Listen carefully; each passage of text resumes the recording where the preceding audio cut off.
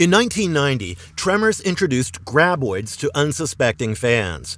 It sparked a cult phenomenon. 30 years later, the seventh installment, Tremors Island Fury, arrived direct-to-video, like every sequel since. Netflix now hosts the entire series in anticipation of the new film. We examine every monstrous iteration, which form reigns supreme. But before I begin, please consider subscribing to us. That one tiny click from you will help us in tremendous ways in bringing you this kind of content.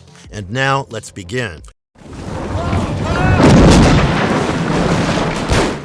Graboids Eggs. Graboid eggs can lie dormant for as long as 300 years. During that time, their shells may fossilize, though the yolk remains viable. This extended dormancy lets the environment recover and ensures ample resources for the emerging graboids. For hatching to begin, a heat source must be present, as shown in Tremors 4: The Legend Begins, when a hot spring uncovered dormant eggs. It remains unclear how the creatures in the previous films awakened, though some fans believe drilling in Chiapas, Mexico caused enough heat and seismic activity to disturb the eggs. These eggs seem unappealing to predators due to the foul smell associated with every graboid life stage. This explains why eggshells, even months after hatching, appear untouched. While exact clutch size is unconfirmed, it's thought that a single ass blaster lays 4 eggs. Now, we're going to say the word ass a lot of times, but there's no way around it. I just hope the YouTube monetization machos let it pass. It's getting really tough these days. Anyway, coming back to our beautiful, smelly eggs, there's also the possibility that ass blasters lay eggs communally during long migrations, which would help spread the species across vast distances. Only one known pair of graboid eggs, apart from those destroyed in Tremors 4, came to light when Dr. Merlis discovered them. After Shriekers killed him, Jodie quietly took an egg for her store, but later decided, under Desert Jack's influence, to turn it over to the research organization that Dr. Merlis represented. In Tremors the series, scientists suggested that graboids were in a hatching cycle, which explained the sudden spike in egg activity. Outside Perfection, Mexico, and Africa, single graboid eggs often hatch alone. In Tremors 5: Bloodlines, Burt Gummer and Travis Welker found dozens of unhatched African graboid eggs in a cave protected by ass blasters and 2 adult graboids. This African breed showed a stronger instinct to safeguard its future progeny than to hunt. Because of the dangers posed by the adult graboids and their ass blasters, Burt could not reach the eggs, so he resorted to using a helicopter outfitted with rocket pods to destroy them from a distance. The lone surviving graboid then set out to retrieve the last egg, discovered by a little girl in a nearby village. Burt placed this egg on a pedestal as bait and called down lightning to kill the graboid. A direct lightning strike obliterated the egg. The number of eggs one ass blaster lays is still uncertain, and communal nesting remains a plausible alternative. Fossilized graboid eggs prove that these creatures have adapted impressively to survive extreme conditions and remain viable for centuries. They require external heat to awaken, tying their life cycle to geothermal or artificial disturbances, which ensures that each new generation appears only when the environment can support it. The next part of a graboid's life cycle is a dirt dragon. A dirt dragon, also called a two-lung, shooter, grablite, or baby graboid, is the first stage of a graboid's life cycle. This stage begins the moment the egg hatches. A shooter is small enough to leap from the ground with surprising force, though it soon grows into a full-sized graboid. Many see the shooter form as a mini-stage because it doesn't last long. Dirt dragons appear alongside standard graboids in Tremors 4: The Legend Begins, which is their only on-screen appearance and origin to date. A baby graboid grows to about 3 to 5 feet, with a head and beak that each measure about a foot. The babies have spines along their sides, unlike the adult graboids. They are widest just behind the beak, then narrow toward the tail, which has 2 6-inch spikes that resemble horns on the back of a centipede. They shed these spikes as they grow larger, gaining many smaller spikes across their bodies for better movement underground. After about 3 months, a shooter reaches adult size, though it must first lose the protective plates on its back and sides in a natural metamorphosis. Young shooters have underdeveloped tentacles. only a small bud in the throat, which later expands into the fully functional adult set. A newly hatched dirt dragon looks shorter and wider than a later shooter, with pale slimy skin. After hatching, it remains still while its exoskeleton hardens. Once ready, it starts feeding aggressively. It can move beneath the ground at speeds of up to 30 miles per hour and leap out of the soil much like a salmon from water. This trait explains why people call them shooters. They hold back on significant activity again when they molt. During that time, they sink into a semi-dormant state and channel all their energy into rapid growth. The townspeople in Tremors 4 noticed this lull when they waited for Black Hand Kelly, calling it the quiet period. These baby graboids have thinner skin or a weaker exoskeleton compared to adults, but they do have strong plates on their top and bottom. Their sides are more vulnerable. A handheld weapon, like a pickaxe, can pierce these areas and kill them. Some believed a skilled shooter with a rifle could eliminate a dirt dragon from a distance, though that idea went untested. The creatures grew too quickly for anyone to attempt such a plan. Although still young, they show intelligence on par with adults. They tend to form packs and act together in hunts. In one attack, they managed to kill 14 miners in under 10 minutes by using ambush tactics. A shooter can burrow straight down by vibrating at high speed, dragging prey below the surface to feast on later. It can also launch upward, knock a target off balance, and pull it underground. When confronting larger prey, multiple shooters latch on at once, then vibrate together to drag the victim below for a shared meal. The Standard Graboid. The Standard Graboid is unique for appearing in all 4 Tremors films and the 2003 television series. There are 2 known species, one in North America and one in Africa, although both share the same life cycle. In the prequel Tremors 4, which is set in 1889, the early stage creatures go by dirt dragons. The name Graboid originates from Walter Chang, a store owner in the first film who considered names like snakeoids and megaworms before settling on Graboid. Some promotional material from the Sci-Fi Channel suggests that these monsters may be Devonian invertebrates, possibly related to cephalopods. They can measure up to 30 feet in length, reach 6 feet in diameter, and weigh 10 to 20 tons. Remarkably, they grow to this immense size in about 3 months. Their body has a thick, muscular exterior around a semi-rigid internal framework, which functions like a cuttlebone of cephalopods and grants them the strength to tunnel through dense soil and even break concrete. Graboids move underground by corkscrewing their bodies, using powerful muscles and spines on their flanks to push through loose earth at speeds of 15 to 20 miles per hour. They cannot match motorized vehicles or galloping horses, but they can easily outrun people on foot. Their momentum allows them to topple mobile homes, drag heavy equipment, and smash through solid barriers. However, they cannot tunnel through solid rock. Each graboid lacks conventional eyesight, but has a large armored beak with sharp mandibles that aid in burrowing and feeding. 3 retractable tentacles, each up to 10 feet long, emerge from the throat. These tentacles have their own small jaws and teeth, which led to initial confusion over whether they were separate creatures. The graboid name itself comes partly from the spectacle of these appendages grabbing prey. Each tentacle can taste potential victims and detect slight vibrations, helping the creatures zero in on food sources. Though the tentacles show limited independent movement, they remain tied to the graboid's central nervous system. Graboids exhibit a slow metabolism and rarely leave waste. They have thick, leathery hides with a rough texture, making them hard to kill unless one uses heavy firepower or explosives. Their blood is a vivid orange, a trait shared with their later forms, the Shrier and Blaster. A foul stench clings to them, which becomes a plot point in Tremors 4 when Juan recognizes the same odor in the silver mines where baby graboids jump from the ground. As they grow, they shed their shells, develop their adult form, and remain lethal beneath the soil. Their main weakness lies in their inability to sense barriers before crashing into them, an exploit used by Earl, Val, and others who trick graboids into slamming into concrete walls or plunging off cliffs. Despite their bulk, graboids breathe oxygen and sometimes vent air, confirming that they possess lungs, though the exact nature of these organs remains unknown. Their closed circulatory system uses this oxygen for combustion, keeping them active underground. Observers note that when a graboid surfaces, it often twists its head or body in a spiral, suggesting that the same same corkscrew motion driving them through the soil continues as they emerge. This writhing motion further explains the erratic humping or ridging seen at the surface when the creature passes below. Their physiology, combined with their cunning hunting methods, has allowed graboids to thrive across North America and Africa, preying on anything unlucky enough to walk above them.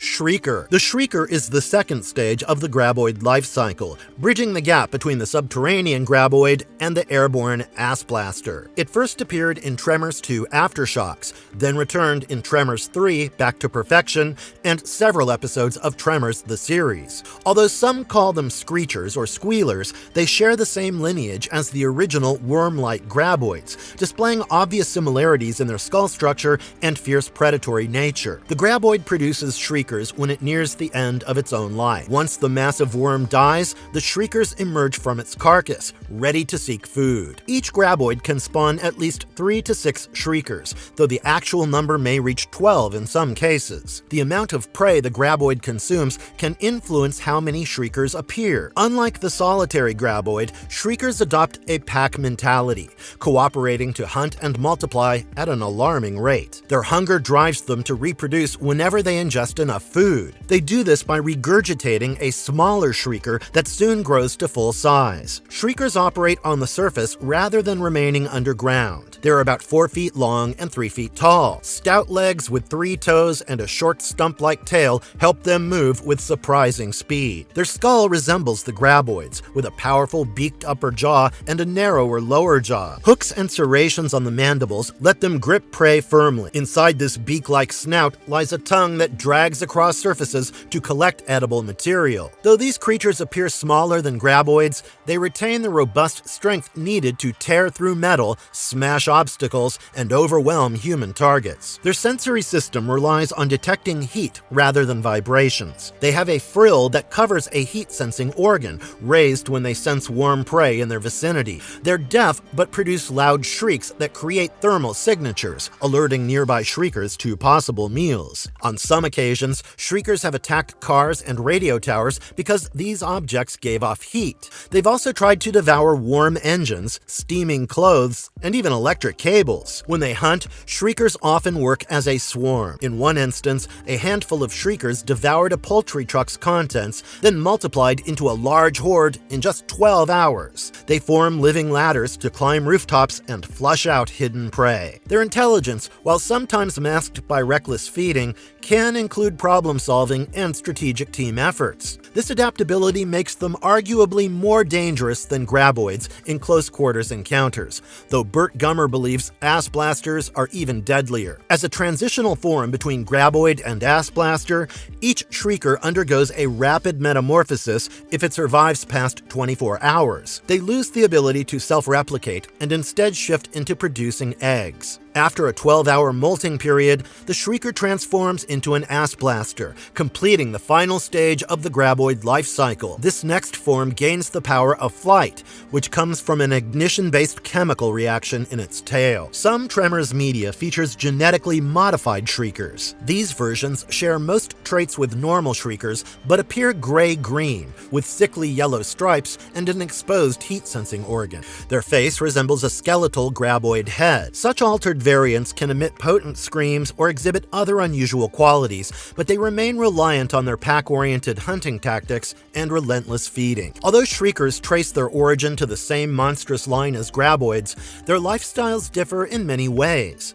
Graboids favor silent pursuit below the surface, relying on seismic senses to pinpoint prey. Shriekers roam the surface in groups, using heat detection and pack strategies. While graboids can destroy buildings from below, shriekers burst into open areas, scale obstacles, and multiply at breakneck speed. Both forms share orange blood, a powerful jaw, and an unquenchable appetite, but the shrieker's agile body and collaborative methods pose a separate threat. The The US government in the Tremors universe considers shriekers so dangerous that it encourages citizens to kill them on sight. Their ability to multiply without limits, combined with their cunning pack behavior, can devastate entire regions if left unchecked. Even cold, inanimate objects attract them, making them unpredictable and difficult to contain. But their focus on survival and reproduction comes at the cost of caution. They will gorge themselves on anything they deem edible, quickly bringing forth additional shriekers, which then repeat the same cycle. Shriekers have another facet of graboid biology. They confirm that this species undergoes a complete metamorphosis. The graboid lurks underground, the shrieker rampages above the surface, and the ass blaster takes to the skies. All three share the same fierce genetics, unstoppable drive to feed, and resilience that has let them endure across different regions. For those who face them, the key remains the same: disrupt their food supply, limit their numbers, and exploit their vulnerabilities before they can complete their life cycle and unleash a far greater threat.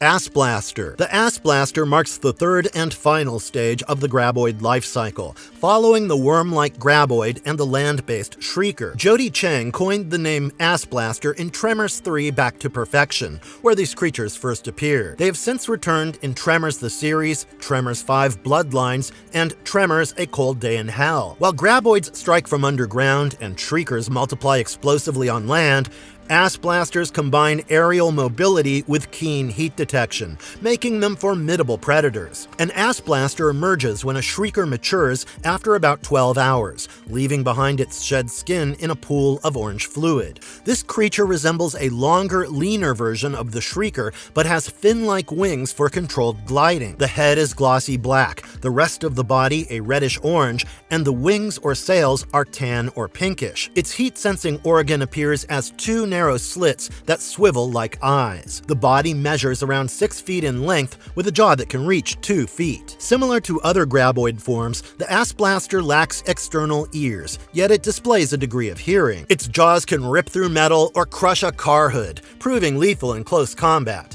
The most recognizable feature of an Ass Blaster is the rocket-like propulsion. 2 separate chemicals form inside specialized sacs. Upon launch, the creature empties these chemicals into a chamber near the cloaca, then ignites them by exposing the mixture to air. The resulting explosion fires the Ass Blaster skyward. It glides like a bird of prey, scanning the ground below with infrared vision. Its heat sensors reveal warm-blooded animals, inanimate heat sources, and even faint bodily details like facial expressions. This advanced perception dwarfs the simpler thermal imaging of a shrieker. The fuel's volatile mix has parallels to the bombardier beetle's chemical defense, though the Ass Blaster's version is far more explosive. Calcium-based plating likely lines the cloaca, preventing the creature from exploding under the intense force of its blast. Unlike shriekers, which replicate by regurgitating fully formed offspring after eating, Ass Blasters house an internal graboid egg. Observations suggest each Ass Blaster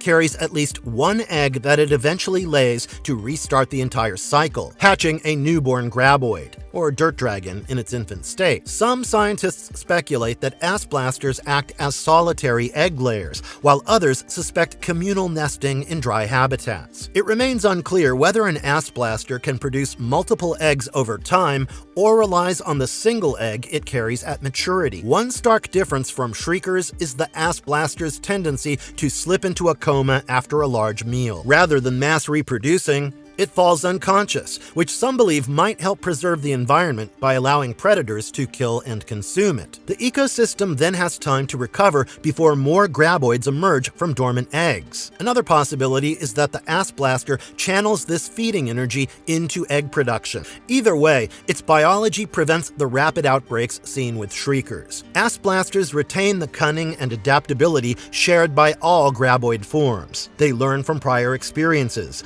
dodging projectiles that killed others of their kind.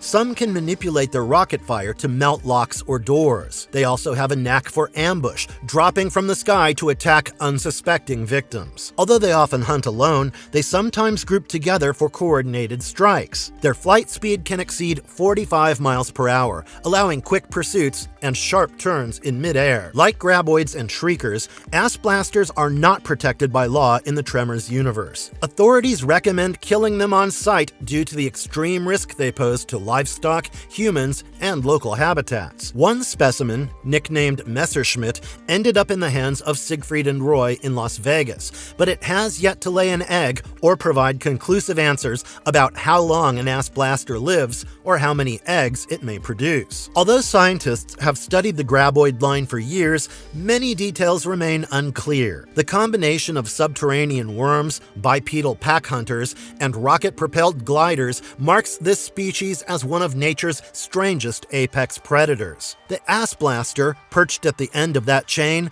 unites formidable traits from the earlier stages: the unstoppable drive of a graboid, the group tactics of a shrieker, and the unique ability to rain from the skies. Its reliance on a powerful chemical reaction underscores the wild evolutionary path that propels these creatures from beneath the ground to a high vantage in the air. But you know what? The graboids come in several different breeds. Let's explore these.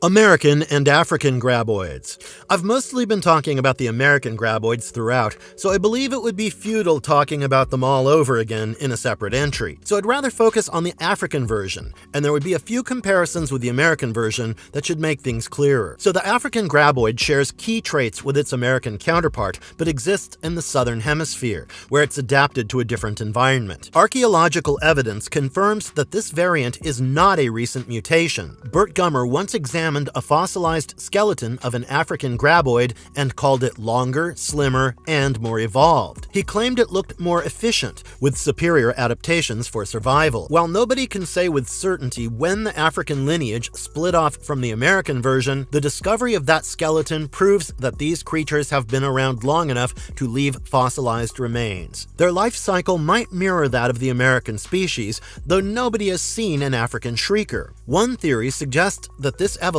skips the shrieker stage entirely. Another possibility is that the shrieker stage does exist, but remains undiscovered. Yet the African graboid's main difference lies in its grabbers, the detachable tentacles that operate independently. These tentacles hunt alone, scaling rock walls and chasing prey across different terrain. Once separated, a grabber moves swiftly and attacks with lethal precision, but it becomes more vulnerable when cut off from the main body. The exact number of grabbers per graboid remains unknown. In Tremors 5 Bloodlines, 2 African graboids produced multiple grabbers over the course of the film, suggesting that the number varies. The African graboid proves more aggressive than its American relative. It will fling itself from underground to snatch a victim standing on solid ground, a maneuver beyond the normal graboid's typical lunge. The African species may have developed this tactic to deal with quick, alert savanna wildlife. Many African animals outrun a typical graboid's tunneling pace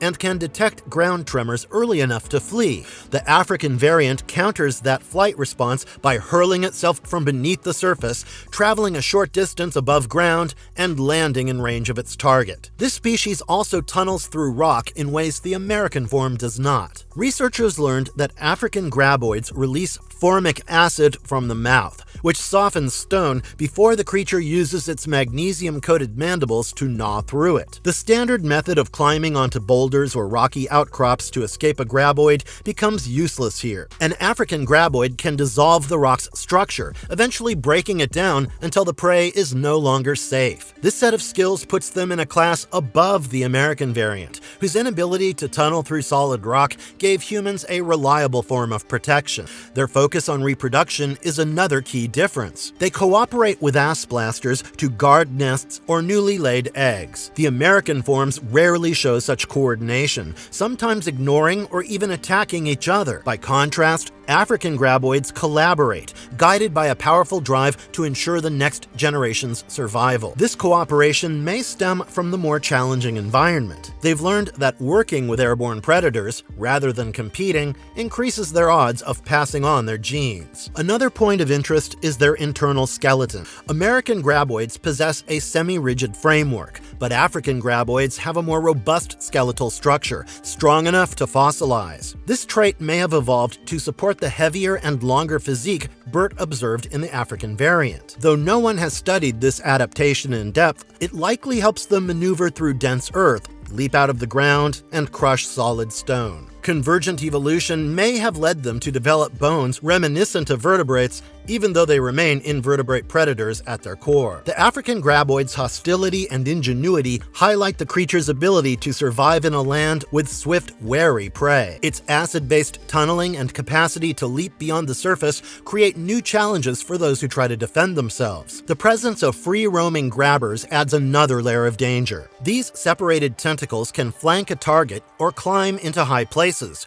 ensuring that nowhere is truly safe. The creature's expanded skeleton likely allows for greater leverage when striking or drilling, making it a more lethal threat than the American graboids faced by Burt Gummer in earlier battles. Some questions remain unanswered. Scientists do not know why the African species might omit a Shrier phase, or if that stage only appears under certain circumstances. They also wonder if each African graboid always produces the same number of grabbers, or if that figure changes based on environmental factors. Future expeditions may reveal more about their biology, though studying them poses extreme risk, given their talent for adapting to hostile conditions and eliminating anyone who gets too close. They dissolve stone with acid, fling their entire bodies out of the earth, and remain persistent in their quest to propagate. Their teamwork with ass blasters only strengthens this advantage. These creatures likely stalked Africa for centuries or millennia, leaving behind enough bones to prove they've shaped the ecosystem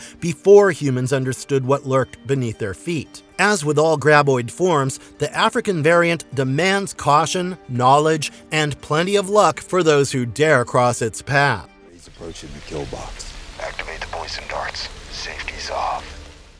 Arctic Graboid. Arctic graboids dwell in the frozen expanses of North America. Scientists consider them closely related to American and African graboids, potentially sharing ancestry with both. Observed traits indicate that they may represent a lineage predating their more specialized cousins. They display physical features reminiscent of both species, suggesting that they could be the common ancestor or a close relative. Like African graboids, Arctic graboids emit the Shrier stage. They have only the graboid adult form and the ass blaster phase, which emerges when a graboid matures. Their external appearance resembles aspects of American and African graboids, yet it remains unknown whether they possess the developed skeleton-like structure seen in African variants. If African graboids evolved that framework after diverging from this lineage, Arctic graboids may lack it. Needless to say, the Arctic variant endures extremely cold temperatures unlike any other species. They may have been trapped when the Arctic ice caps formed between 5 and 15 million years ago. Researchers speculate that they endured in a dormant state within the ice. That dormancy may have occurred either as adult graboids or as eggs lying in suspended animation until the ice thawed enough to release them. Arctic graboids possess a gland identical to one found in American graboids, used to cure Burt Gummer's parasite. This similarity further underscores the likelihood that Arctic graboids hold a significant place in the evolutionary history of the genus. They may have existed across wide territories before the last glacial maximum forced them into the deep freeze. As temperatures dropped, portions of their population froze in place, only re-emerging when conditions improved. Meanwhile, offshoots of this ancient lineage spread southward, eventually giving rise to the American and African species. The precise details of Arctic graboids' life cycles, but their capacity to survive in harsh climates and remain dormant for millions of years demonstrates remarkable adaptability. Their significance rests not only in their impressive endurance, but also in the clues they provide about the broader evolutionary saga of these subterranean predators. They do not rely on the Shrier stage, having only the adult graboid form and the later ass blaster stage, which emerges at maturity. The lack of Shriers sets them apart from the American strain, which typically passes through that intermediate phase. Oceanic Graboid. This species is named for its aquatic nature and can swim to distant islands. They result from Bill's genetic engineering, intended for hunting. Only the Shrier stage emerges here. No dirt dragons or ass blasters exist on this island. These graboids appear as a hybrid of the American, African, and Arctic variants, blending different traits into a single lethal form. They fill a dangerous niche, adapting well to isolated conditions. Their design merges strength, agility, and cunning from each lineage. The outcome is a formidable predator, poised to dominate remote ecosystems and challenge any who cross its path with ease. So that's it, my friends. We've pretty much reached the end of the video. But before I finally end it, I think I want to leave you with a bit of interesting trivia. I hope you like it. El Blanco, an albino graboid, is different from other subterranean worms with its stark coloration. Then there's the longest surviving worm from the first film, nicknamed Stumpy, which tore off its tongue while grabbing Val and Earl's truck. Stumpy tested Chang's store, killing Chang, and met its end when Val tricked it into crashing off of a cliff. Another graboid in Mexico showed cunning by snagging the chain trailing behind Earl and Grady's truck. It devoured a radio left on the ground, echoing the ticking crocodile from Peter Pan. Later, Bert informed them he had killed a graboid with a chain in its mouth. Grady lamented, "That one was ours." A stuffed graboid decorates Bert's den, the same beast he and Heather destroyed in their basement. Farther south, in Toluca, New Mexico, a graboid exploited vibrations from Cecil Carr's IGC dish, hoping for regular meals when maintenance crews arrived. Tyler Reed killed it with Bert's .50 caliber rifle. In Tremors 5 Bloodlines, the dreaded Queen Bitch reigned over African graboids and ass blasters. She prioritized protecting her nest and unborn eggs above all else. After Burke, Travis Welker, and local villagers destroyed her brood, she attacked a nearby village to claim the final egg. Lured into a lightning trap, she surfaced at gunpoint. Bert, Yala, and Lucia opened fire. A second lightning strike shot down her throat, causing her to explode, ending her reign. And that's all in this one. See you next time. And if you liked our content, don't forget to leave a like and subscribe to us if you haven't already. Have a good one and be safe. Thanks, everyone.